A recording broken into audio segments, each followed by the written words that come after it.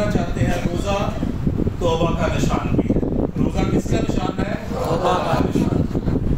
Bible مقدس میں کافی دفعہ ذکر ہے اس تعلق سے جب انہوں نے اس بات کو ریئلائز کیا کہ خدا سے وہ دور ہے اور خدا اب جو ہے بحال نہیں کر رہا، برکت نہیں دے رہا، خوشحالی نہیں آ رہی، ہم تباہی کے دہانے کی طرف جا رہے ہیں، تو انہوں نے فوراً جو ہے خداوند کی طرف رجوع کیا اور توبہ کی اور روزہ رکھا.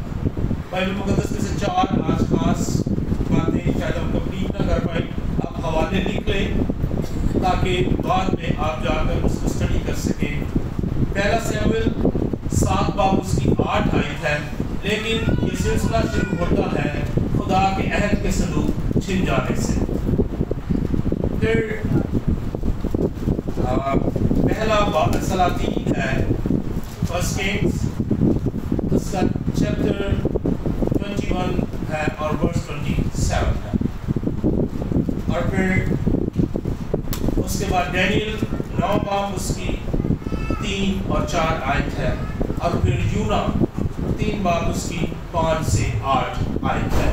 اس میں ذکر ہمیں ملتا ہے کہ انہوں نے روزہ رکھا اور خدا سے توبہ کی اور خدا نے فوراً ان کے گناہوں کو کیا کیا؟ معاف کیا. سو ہم سیموئیل پہلا سیموئیل 7 باب پر اس کی 8 آیت کو کلام مقدس میں سے آج پڑھیں گے. اور بھائی یوشیا ہماری پڑھنے میں مدد کریں. کلام مقدس میں لکھا ہوا ہے، اور بنی اسرائیل نے سیموئیل سے کہا کہ خداوند ہمارے خدا کے حضور ہمارے لیے فریاد کرنا نہ چھوڑنا تاکہ وہ ہم کو فلسطینیوں کے ہاتھ سے بچائے. آمین. اور ہم اگر اس کی 5ویں آیت اور 6 کو پڑھیں تو لکھا ہے، پھر سیموئیل نے کہا سب اسرائیل کو مصافہ میں جمع کرو اور میں تمہارے لیے خداوند سے دعا کروں گا. سو وہ سب مصافہ میں فراہم ہوئے اور پانی بھر کر خداوند کے آگے انڈیلا اور اس دن روزہ رکھا. اور وہ کہنے لگے کہ ہم نے خداوند کا گناہ کیا ہے. اور سیموئیل مصافہ میں بنی اسرائیل کی عدالت کرتا تھا. اگر ہم کلام مقدس میں اس کے 3 چیپٹر سے 4 سے 5ویں 6 کو پڑھیں تو ہمیں یہ بات پتہ چلتی ہے کہ اسرائیل کے اندر دوسرے دیوتاؤں کی پرستش شروع ہو گئی. ایلی کاہن کے بیٹے جو تھے، جس طور سے انہیں خدا کے ساتھ چلنا چاہیے تھا وہ نہیں چلتے تھے. اور پھر کیا ہوا کہ ایلی کاہن بھی مر گیا اور اس کے بیٹے بھی مر گئے. اور اس کی جو بہو تھی، جو فنیاس کی بیوی تھی، اس نے ایک بیٹے کو جنم دیا. اور اس نے سنا کہ اسرائیل عہد کا صندوق جو ہے وہ چھن گیا ہے. اور اس نے اپنے بیٹے کا نام یعقوب رکھا، یہ کہہ کر کہ حشمت اسرائیل سے جاتی رہی. حشمت اسرائیل سے جاتی رہی کیونکہ خدا کا صندوق، عہد کا صندوق جو ہے وہ چھن گیا ہے. اور آپ پڑھیں اور اس میں جنگ کا ذکر ہے اور لوگ جو ہے وہ تتر بتر ہیں اور دکھ میں ہے، مصیبت میں ہے. اور سیموئیل گرو اپ ہو چکا ہے، بڑا ہو چکا ہے. اور اب وہ اسرائیل میں ایک قاضی کے طور پر، ایک نبی کے طور پر سرو کر رہا ہے. اور سارے اسرائیل اس کو خدا کا بندہ مانتے ہیں. اور سیموئیل ایک بہت ہی اثر والا نبی جو ہے وہ اسرائیل کے درمیان تھا. اگر سیموئیل کی سٹوری ہم پڑھیں تو ہم سب اس سے واقف ہیں کہ وہ ہنّا کا بیٹا تھا اور ہنّا بانٹ تھی اور خدا نے اس کو سیموئیل دیا. اس سے پہلے کہ سیموئیل اس سے ملتا، اس نے خداوند سے کہا کہ جو اولاد تو مجھے بخشے گا میں اس کو تیرے حضور تیری خدمت کرنے کے لیے پیش کروں گی. اور پھر جب سیموئیل کا دودھ چھڑایا گیا تو اس کو کیا کر دیا گیا؟ خدا کے حضور پیش کر دیا گیا. اور جب وہ خدمت کرنے لگا تو دیکھتے ہیں کہ وہ پھر لوگ اس سے کہتے ہیں کہ ہمارے لیے دعا کرنا نہ چھوڑو. ہم 7 باب اس کی 3 اور 4 آیت کلام مقدس میں سے پڑھیں گے، پھر ہم کو پتہ چلے گا سارے گھرانے سے کہا کہ اگر تم اپنے سارے دل سے خداوند کی طرف رجوع لاتے ہو تو اجنبی دیوتوں اور استرات کو اپنے بیچ سے دور کرو اور خداوند کے لیے اپنے دلوں کو مسترد کر کے فقط اسی کی عبادت کرو اور وہ فلسطینیوں کے ہاتھ سے تم کو رہائی دے گا۔ تب بنی اسرائیل نے بالی اور استرات کو دور کیا اور فقط خدا کی عبادت کرنے لگے۔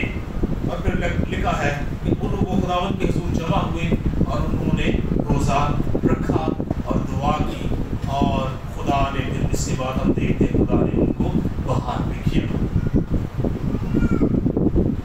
یہاں پر ہمیں نظر آتا ہے، ہم دیکھتے ہیں کہ خدا اس وقت اپنے لوگوں کو طلب کر دیتا ہے جب وہ خدا سے دور چلے جاتے ہیں، جب وہ اور خداؤں کے پیچھے چلے جاتے ہیں، جب وہ معبودوں کو جو کچھ نہیں بتوں بال کو بنین کو استرات کی جب وہ پرستش کرتے ہیں تو پھر خدا اپنے لوگوں سے خوش نہیں۔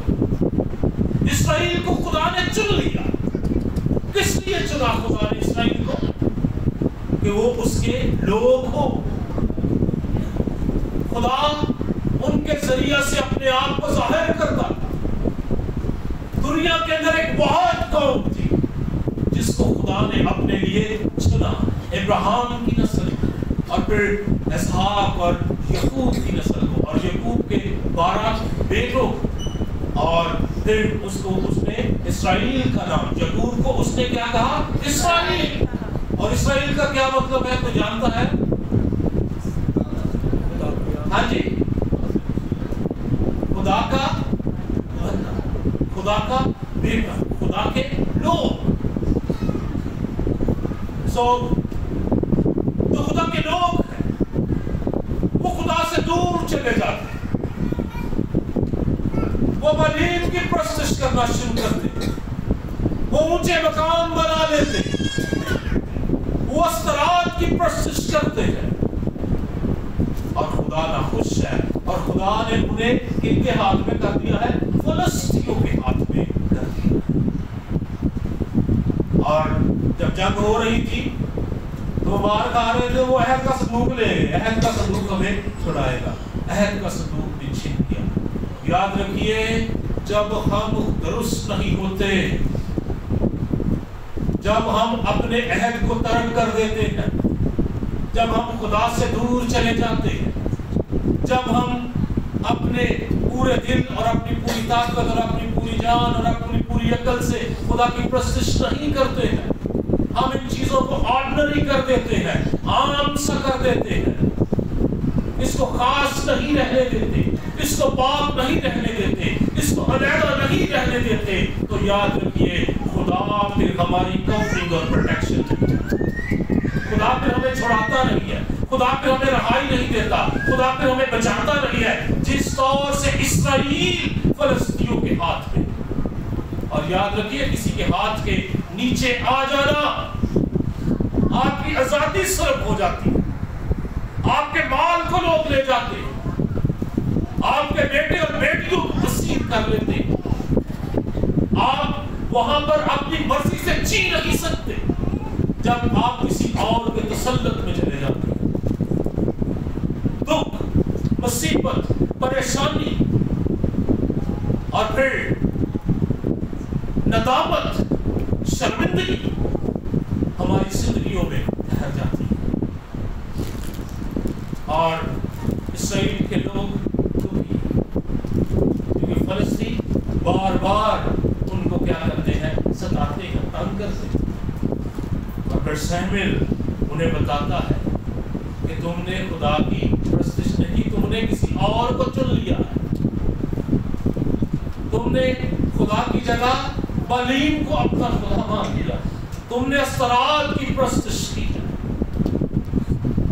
اور آج بھی مسیحی ہوتے ہوئے استرات کئی شکلوں میں ہماری زندگیوں کے اندر موجود رہتی ہے، اور ہم اس کے بارے میں کیئر نہیں کرتے۔ جب ہم خدا کو پراپر اس کی عزت نہیں کرتے، اس کے نام کے شیاں اس کے پاس نہیں آتے، اس کے حکموں کو نہیں مانتے. ہم کہتے چلو آج سنڈے خیر ہے، آج کا دن تو سانو رام واسطے ملے، اسی تے رام کرنا ہے، اسی خداوند دے حضور نہیں آتے. یہ بھی اس طرح بہت ساری مینی شیپس آپ دیکھ سکتے ہیں اپنی لائف کے. آج ہم پرستش کر رہے تھے تو خدا میرے دل میں اس بات کو ڈال رہا تھا کہ ہم اپنی تصویر کو خدا میں دیکھیں، اپنی پوزیشن کو خدا میں دیکھیں، ہم خدا میں کیسے ہیں، کہ ہم خدا کے کلام کے مطابق ہیں یا اس سے کوئی ڈیفرنٹ شیپ ہے ہماری. اگر ڈیفرنٹ ہے، خدا کے کلام کے مطابق نہیں ہے، تو اس کا مطلب ہے کہ ہم استراحت کسی نہ کسی طور سے ہماری زندگیوں کے اندر پھیلی ہوئی ہے، اور وہ ہماری برکت کو، ہماری خوشحالی کو، ہماری بحالی کو، ہماری آزادی کو کھا رہے ہیں. اور اسرائیل کے لوگ چلا رہے ہیں، دکھی ہو گئے، سیموئیل کے پاس آئے. سیموئیل انہیں بتاتا ہے کہ کیوں دکھ میں ہے، کیوں پریشانی میں ہے، کیوں مصیبت میں ہے، کیونکہ ہم نے خدا کے نام، اس کے نام کے مطابق جیسا خدا ہے ہم نے ویسے اس کی پرستش نہیں کی ہے. ہم اپنے طریقے سے کر رہے ہیں، جیسے دنیا کو دیکھا ویسے ہی ہم بن گئے. ان کا انفلوئنس تھا فلسطینیوں کا، اور وہ استراد ان کی دیوی تھی، وہ اس کی پرستش، اور پھر بالیم کی پرستش.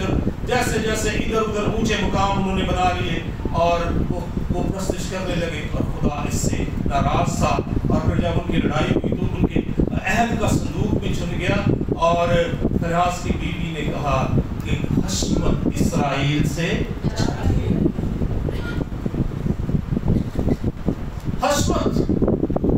حشمت کا کیا مطلب ہے؟ روح، دبدبا، زور، اختیار، قوت، طاقت اسرائیل سے. اور جب ہم ابلیس کے ہاتھوں میں ہوتے ہیں تو ہماری زندگیوں میں خدا کی کورنگ نہیں ہوتی، خدا کا جلال نہیں ہوتا، خدا کی حضوری نہیں ہوتی. اور جب یہ نہیں ہوتا تو پھر ہم مختلف طریقے سے دکھ اٹھاتے ہیں، بیماریوں کے سبب سے اور چیزوں کے سبب سے ہم دکھ اٹھاتے ہیں، کیونکہ ہم خدا کی وجہ سے پرستش نہیں کرتے جیسے خدا پرستش ہمیں کرنا چاہیے. اور سیموئیل ان کو بتاتا ہے، اور پھر 4 آیت میں لکھا ہے تب اسرائیل نے بالیم اور استراد کو دور کیا اور فقط اس کی پرستش کرنے لگے، خدا کی پرستش. جب وہ خدا کی پرستش کرنے لگے اور آگے چل کے وہ کہتے ہیں ہمیں بادشاہ دے دیا، اور پھر ساؤل بادشاہ ہونے لگا، پھر وہ فتح پانے لگے، پھر ان کو داؤد بادشاہ خدا نے دیا، پھر وہ فتح پانے لگے. پھر سلیمان کے 40 سال آئے، پھر وہ فاتح رہے، پر پوری ترقی بحالی کے ساتھ آئے. لیکن جب گناہ ہوتا ہے تو خدا پھر کیا کرتا ہے؟ چھوڑ دیتا ہے. اور پھر سلیمان کے اندر اس کے بعد جب پھر وہ گناہوں کی طرف گئے تو پھر اسیریا اور بہت کچھ ان کے ساتھ ہوا.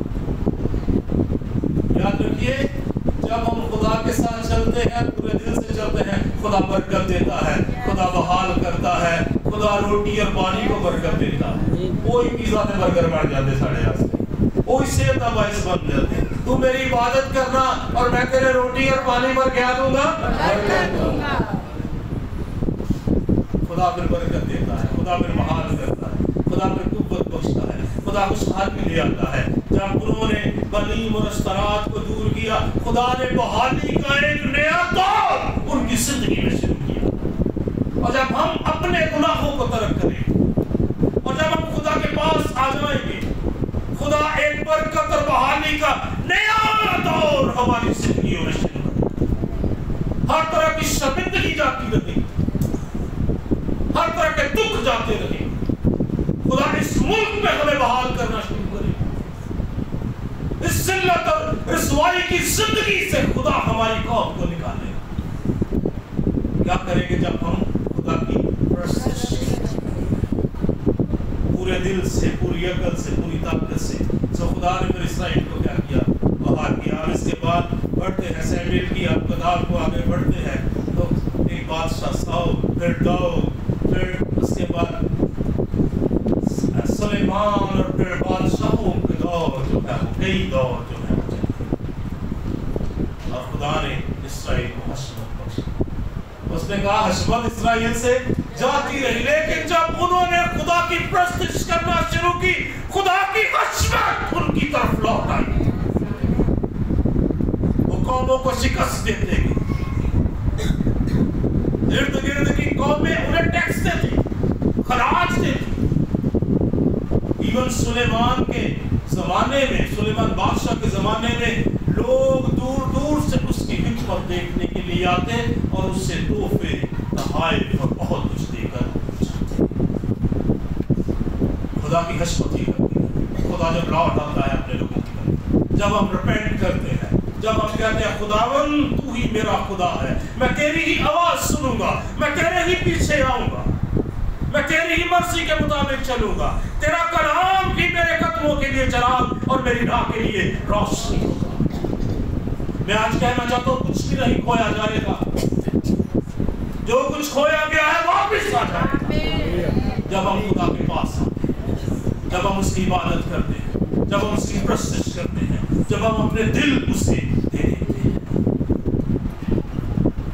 एक और स्टोरी सलातीन अखयाब की बात करने लगा, जो क्रूर किंग था इस्राएल। जब वो खुदा के हुजूर उसने अपने आप को खुदा के हुजूर हम्बल किया, उसने तौबा की, खुदा ने उसको भी माफ कर दिया। इसने इस्राएल को बहुत दुख दिया। पहला सलातीन उसका 21 बार और उसकी 27 वर्ष।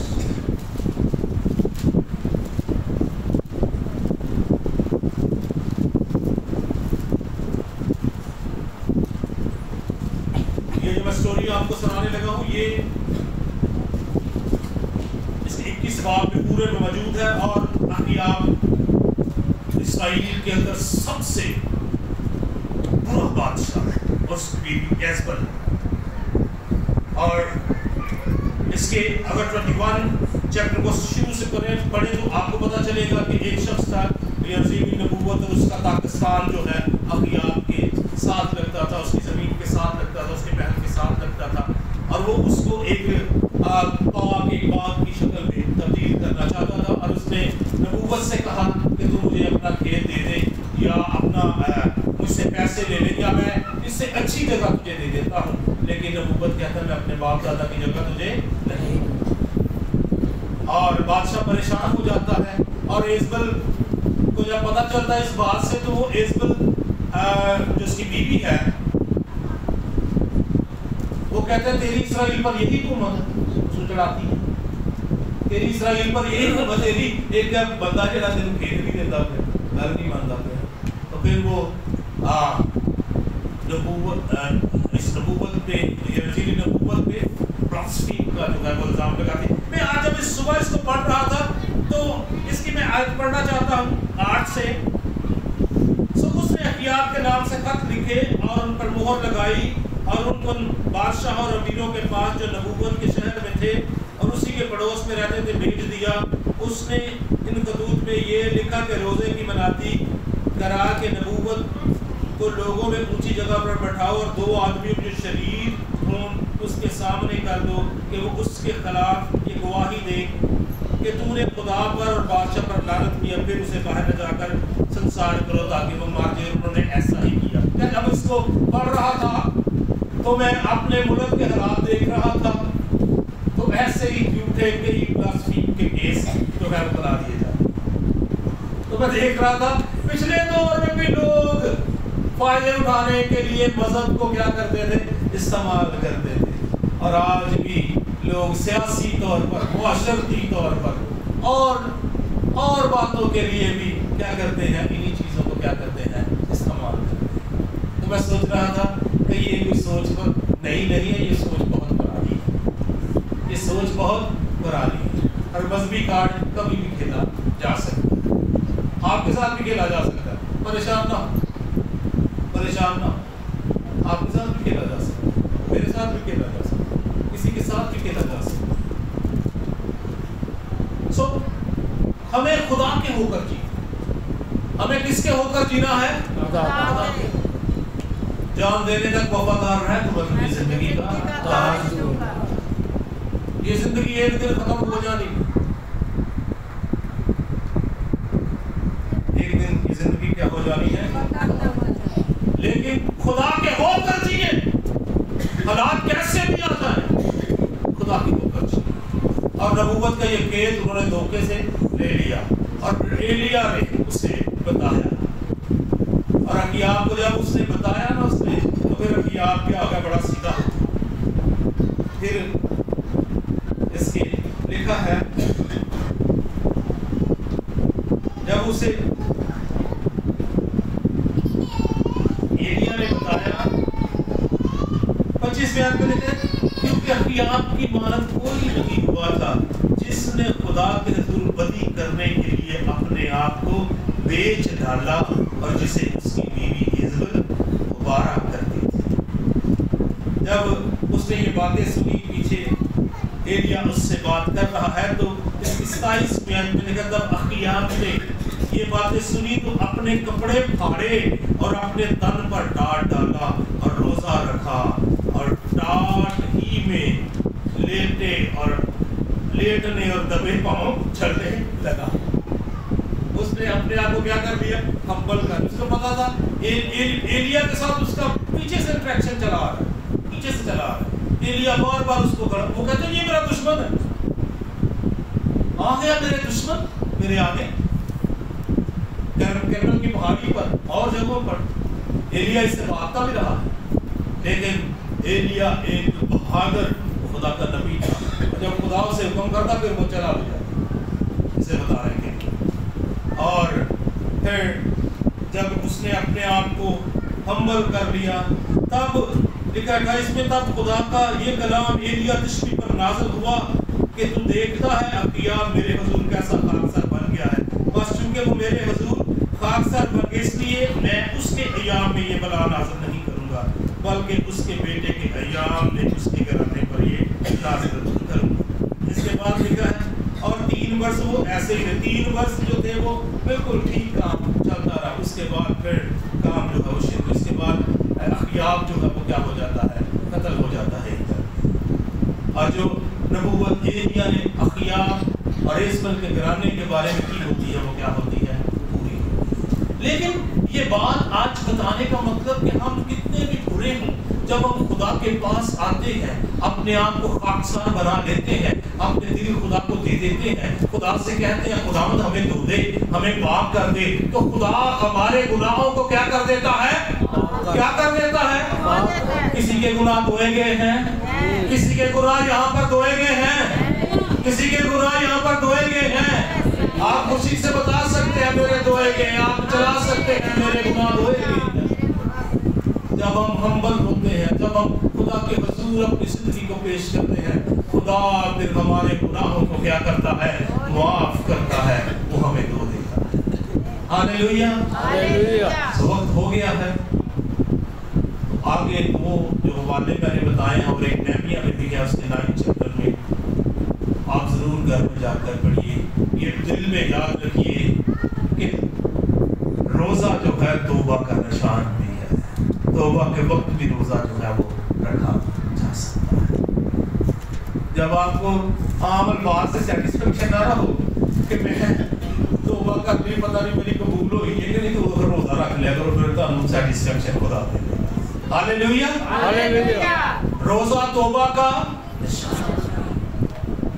جب ہم اپنے آپ کو بدلنا چاہیں, اپنے آپ کو ہمبل کریں, اور لکھا کہ اب چلنے لگا, اور اس نے بادشاہی لباس اتار دیا, اور اس نے کیا پہن لیا, ٹاٹ پہن لیا. تو ہم بھی ہمبل یورسیلف. ہم نے پہلا میسج اس سلسلے میں سنا تھا, جب عذرا آ رہا تھا تو اس نے کہا فروتن ہونے کے لیے ہم خدا سے سیدھی راہ کیا کریں, قدر کریں. पिछले संडे हम सुन रहे थे रोजा गम के वक्त भी रखा जाता है। तीसरी बात आज हमने की है कि रोजा जो है वो तौबा का निशान। अगली बात हम अगले संडे हम इस मैसेज को क्लोज करेंगे, क्योंकि उसके बाद फिर पाम संडे है और ईस्टर की इबादत शुरू हो जाएगी। लेकिन हम इस साल में फ्राइडे का दिन, सुनिएगा, हेलो, फ्राइडे का दिन हम इस बात के लिए खुदा के हुजूर आएंगे रोजे के साथ कि खुदा हमारे मुल्क को क्या करे, खुदा हमारी कम्युनिटी को बहाल करे, खुदा हमारे लोगों को बहाल करे। God bless you. खुदा आइए अपने सर को खुदा झुकाएंगे और दुआ करेंगे। भाई तारक आए।